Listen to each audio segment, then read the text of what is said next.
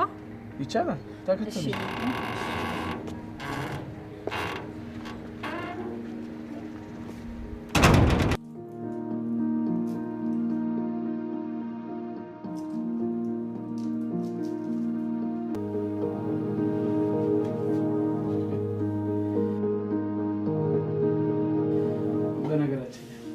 ለመጥላትም ምክንያት ያስፈልጋል አይደል? እሱስ ልክ ብለሻል። እና ታዲያ አንቺ አባትሽን አታውቂውም ማለት ነው? አዎ አባቴ እናቴ እኔ እንዳረገዘች ስትነግረው ነው ጥሏት የጠፋው። ነብዩ በሰዓት አንቺ ጋር ለምን እንደሚደውለው?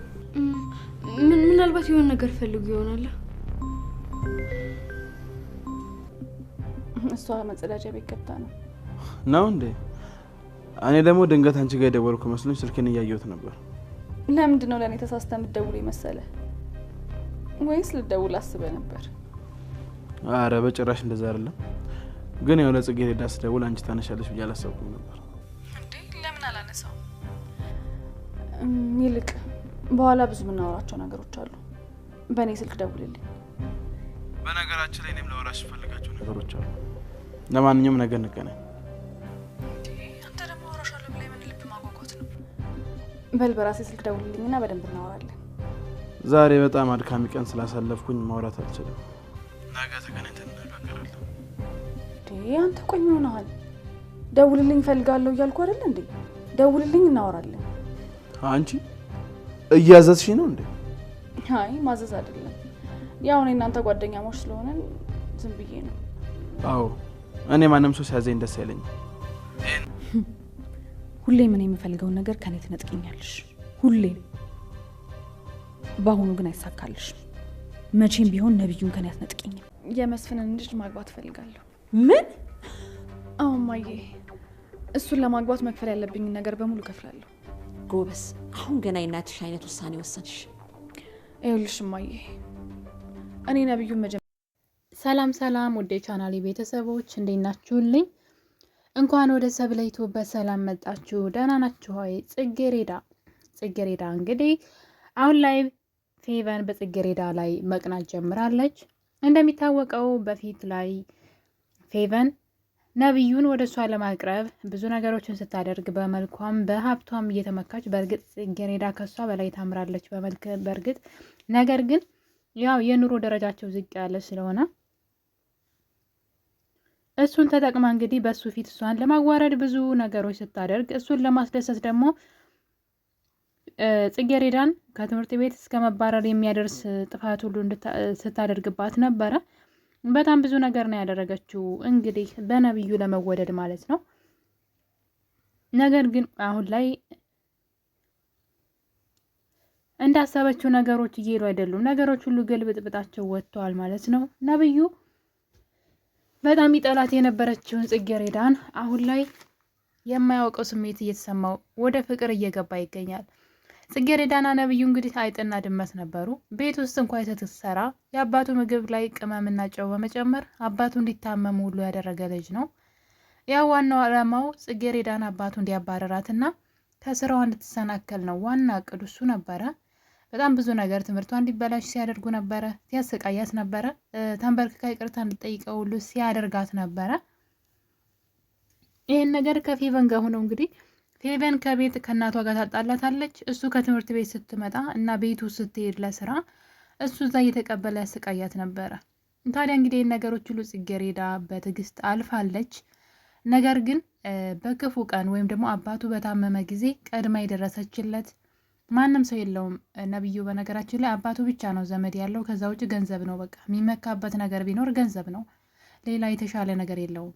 ታዲያ እንግዲህ እዛ ሆስፒታል እንኳ በነበረ ጊዜ ያቺ የቤት ሰራተኛ የሚንቃት፣ የሚሰድባት፣ ብዙ ነገር የሚያንቋሽሻት፣ ስንት ተንኮል የሚሰራባት ልጅ ናት አብራው ሆስፒታል እንኳ ማደር የቻለችውና አባቱ በታመመና በተቸገረ ጊዜ ከጎኑ ቀድማ የተገኘችው እሷ በመሆኗ ነገሮች ሁሉ ተቀይረዋል። ያ የሚጠላት ነብዩ አሁን ላይ ለሷ ጭራሽ እያፈቀራት መጥቷል እና በሁለቱ መካከል እንግዲህ ሰላም ወርዷል። ደስ የሚል ግንኙነት ውስጥ ነው ያሉት። ይሄ ነገር እንግዲህ ፌቨን ይሄን ጉዳት አታውቅም።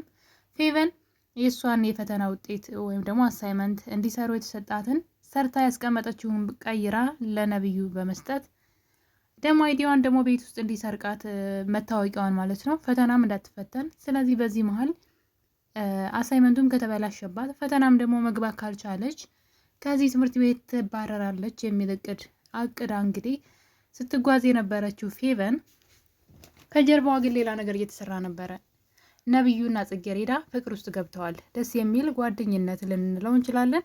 ነብዩ አፍቅሯታል፣ የጽጌሬዳን ባናውቅም ጽጌሬዳም ከሱ ጋር ያለ ቀረቤታ የኖርማል ያሰሪ ወይም ደግሞ የጓደኝነትን ብቻ ሳይሆን ከዛ ያለፈ ነው የሚመስለው። በጣም ከሱ ጋር እየተቀራረቡ ነው። ታዲያ ፌቨን ነገሮች ሁሉ በነበሩበት ነው ብላ ስላሰበች አንድ ነገር አድርጋለች። እንግዲህ እነ ነብዩ ቤት ሄዳ ነበረ። እዛ በሄደች ሰዓት ግን ሰራተኛዋ ጽጌሬዳ ለእሷ ሻይ ስታቀርብላት የሄደችው የነብዩን አባት ታሞ ልትጠይቅ ነበርና በዚህ መሀል እንግዲህ ነብዩ ውጭ ነበረ። ለአጋጣሚ ሳሎን ቁጭ ብላ አሁን ወይ ሻዩን የምታመጪው እዛው ከዛ ከሸማው ጋራ ከሽማግሌው ጋራ እዛው እያረፋችሁ ጠጡት በማለት ምን አይነት ወሬኛ ነው ስትል እንግዲህ የነብዩን አባት ስታማ ነብዩ ካጠገቧ ከጀርባዋ ቆሞ እየሰማት ነበር። ሁሉም ነገር ያወራችውን ሁሉ ሰምተዋል። እንዴት ነው የምትኖረው ከሱ ሰውዬ ጋር? ምን አይነት ነዝናዛ ነው? ታሞ እንደዚህ ካወራ ጤነኛ ቢሆን ምን ሊሆን ነው እያለች እንግዲህ አስቡት፣ ስለ አባቱ ምን እያወራች እንደነበረ ነብዩ ሰምቷታል። ነብዩ ነገሩን ሰምቶ ቀና ስትል ስታየው ደንግጣ ቆየህ እንዴ ከመጣ ብትለውም አውቀው ይቻለው ግን አሁን ወደ ውስጥ ልገባ ነው ብሎ ፊቱን ኮስተር አድርጎባት ትቷት ነው የገባው። ታዲያ እንግዲህ ጽጌሬዳ ወደ ቤት ከተመለሰች በኋላ ነብዩ ወደ ስልኳ ይደውላል። ፌቨንም እንግዲህ ስልኩን ታነሳና የጽጌሬዳ ስልክ ላይ የተደወለውን አንቺን ሳይሆን የምፈልጎ ነው ብላ ስልኳን ተቀብላ ታወራለች። ነብዩም ደግሞ እንግዲህ ጽጌሬዳ የት ሄዳ ነው ለምን አነሳሽ የሚል ጥያቄ ያነሳላታል። ያውን የምፈልገ ይሆናል የምደውለው ብዬ ነው ብላ ነገሩን ለማግባባት ብትሞክርም እሱ ግን ጽጌሬዳን ነው የምፈልገው ብሎ እንግዲህ ጽጌሬዳን ማውራት ይጀምራል። እና እንግዲህ ይህን ሁሉ ነገር ሲያወሩ ጽጌሬዳና ነብዩ ተደብቀው ወይም ደግሞ መኝታ ቤቷ ውስጥ በሯን ዘግታ ስታወራ ጽጌሬዳ ፌቨን በር ስር ተለጥፋ እያዳመጠች ነበረ። ሲያወሩ የነበረውን ሁሉ ሰምታለች። ያ ማለት እንግዲህ ስለ አባቷ እንደውም እየጠየቃት ማለት አባትህ ምን ከሆኑ ጋሼ ምን ከሆነው ነው የደወልከው በዚህ ሰዓት በማለት ጥያቄ ታነሳለታለች። ታዲያ ነብዩ አባቴ ምንም ካልሆነ ቆይ መደወል አልችልም እንደያለ አባትሽን በጣም ነው ወይ የምትወጂው ይላታል። እንግዲህ እሷም ለመውደድም ለመመጥላትም አባቴን ላውቀው ይገባል። እኔ አባቴን አላውቀውም።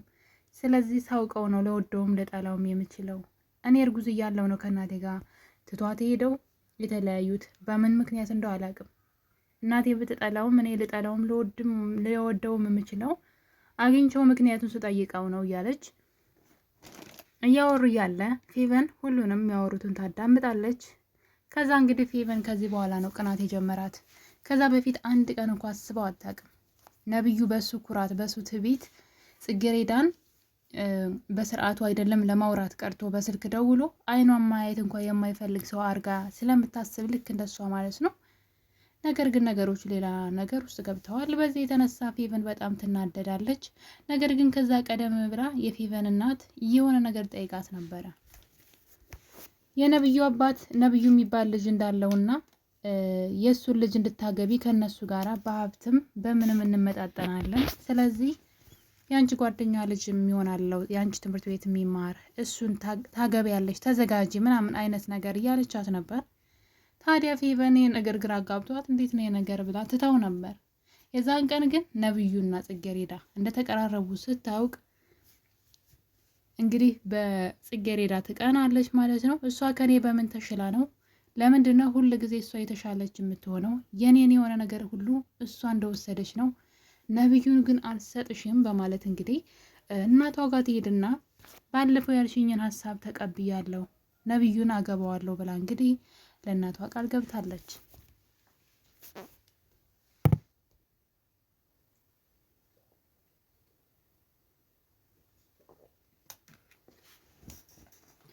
ሌላው ደግሞ የነብዩ አባት ነው። እንግዲህ የነብዩ አባት እንግዲህ ጽጌሬዳን ቤቷ ድረስ ተከታትሎ ያኔ ሲከታተላት ነበረ። የፌቨንን እናት በር ላይ አግኝቷት ይቺ ልጅ የማናት ልጅ የት ነው የምትኖረው ብለው ሲጠይቃት የሰራተኛ ልጅ ናት፣ እኔ ቤት ውስጥ ነው የምትኖረው ብላ ነበር።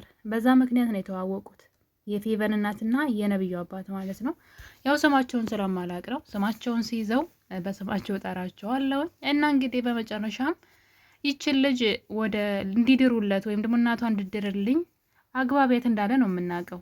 አሁን ግን ስናስበው ሰውየው ልጅቷን የፈለጋት ለልጁ ለነብዩ ነው ብለን ነበር ያሰብነው። ምክንያቱም ከነብዩ ጋር እንዲቀራረቡ በጣም ይፈልጋል ሰውየው።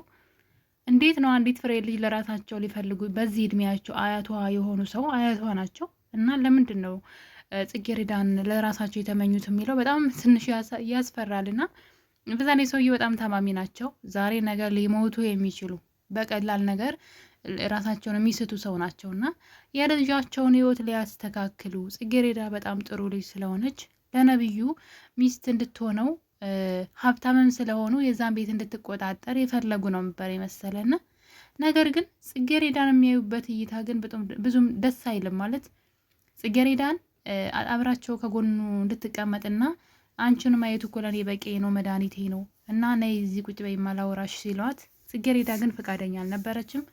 እኔ ስራዬን ብሰራ ነው የሚሻለኝ፣ ስራ ለስራ ቸኩላለሁ፣ መቀመጥ አልችልም አለች። ሰውየው ግን ቁጭ በይ እዚህ ጋርና ማውራሽ ነገር አለ፣ ማውራት ያለብን ነገር አለ፣ በዛ ላይ እኔ አንቺን ሳይሽ ይሻለኛል አይነት ነገር ብቻ ደስ የማይል ንግግር ሲናገሩ ሰማውና ግራ ገባኝ። በዚህ እድሜያቸው አንዲት ፍሬ ልጅ መመኘት ትንሽ ከበድ ይላል እንግዲህ። ነገር ግን እንደዚህም እንደሆነ በዚህ ሁኔታ ነገሩ እንዳለ ሆነው እንግዲህ ፌቨን ለእናቷ ጽጌረዳና ነብዩ በስልክ እንደሚያወሩና እየተግባቡ እንደሆነ ስለዚህ እሷ እንቅፋት ትሆንብኛለች ብላ ነግራት ስለነበረ አታስቢ፣ እሷ በቅርቡ ታገባለች፣ ልንድራት ነው ብላታለች። ታዲያ እንግዲህ ፌቨን እንደዛ ካለች ሰዓት ጀምሮ እናቷ በፍጥነት ነበረ ወደ ነብዩ ቤት ከጽጌረዳ እናት ጋራ መሄድ አለብን ብለው ሄዱት። ምክንያቱም ደግሞ ልጅቷ እኔ እየፈራሁኝ ነው፣ ሁልጊዜ እኔን የሆነ ነገር ትወስዳለች፣ አሁን ደግሞ ከነብዩ ጋር እየተቀራረቡ ነው ስላለቻት ነገሩን ማፈጣጠን ነው የፈለገችው። ያው ታውቃለች የፌቨን እናት ጽጌረዳ ማን ሊያገባት እንደሆነ የማን አባት እንደሆነ የሚያገባት ታውቃለች። ሁለቱም አንድ ቤት እንደሚኖሩ ታውቃለች ማለት ነው። ስለዚህ እሷን በደንብ ተግባቢያት እያለቻት ነበረ። እንደውም ከጽጌረዳ ጋራ በደንብ ጓደኛ ሁኑ፣ ተግባቡ። ያ ማለት እንግዲህ ጽጌረዳ አባትየውን ካገባች ልጅቷ ደግሞ ነብዩን ስለምታገባ እዛ ቤት አብረው ይኖራሉ አይነት ሀሳብ መሰለኝ እንግዲህ እያሰበች ያለችው። እኔ ግን እንደዛ በፍጹም የነብዩን አባት እንደዛ አላሰቧቸውም ነበር። ሳያቸው የሆነ ትሁትና ጥሩ ሰው ነበር የመሰሉኝ። ነገር ግን በአሁኑ ንግግራቸው ካየዋቸው የተነሳ እሷን በሌላ አይነት እይታ ያዩት ይመስለኛል። በዛ ላይ ነብዩ ደግሞ ተደብቆ ፎቶ ሲያነሳትና ተደብቆ ሲያያት ነበረ። ምክንያቱም በጣም ወዷታል፣ ከእሷ ፍቅር ይዞታል። አስቡት እስኪ። እሷም ደግሞ እሱን በጣም እየቀረበችውና እየተለጣጠፈችበት ነው። በዚህ መሀል አባትየው ደግሞ ሊያገባት አጭቷታል። ነገሮች ሁሉ ውስብስብ ሊሉ ነው እንግዲህ። የነብዩ አባት ጽጌረዳን ለራሳቸው ከሆነ ያሰቧት በጣም ከስረዋን ማለት ነው። ምክንያቱም ልጆቹ እየተቀራረቡና እየተዋደዱ መጥተዋል። መቼም የልዩን ፍቅረኛ ሊያገባ አይችልም አይደል? እና ውድ ቤተሰቦቼ ይሄ ነገር እንግዲህ ወደ የት እያመራ ነው? ወደ ትልቁ ጦርነት ማለት ነው። ፌቨን ይህን ነገር ስታውቅ ማለት ነው። በተለይ ደግሞ የነብዩ አባት ጽጌረዳን ለነብዩ ከሆነ የፈለጓት ብቻ ነገሩ ከባድ ነው። የነብዩ አባት ይሻላሏትም ለፌቨን እናት። ነገር ግን ካላጋባ ልጆቻችን ብላ የራሷ ፍላጎት ብቻ ነው።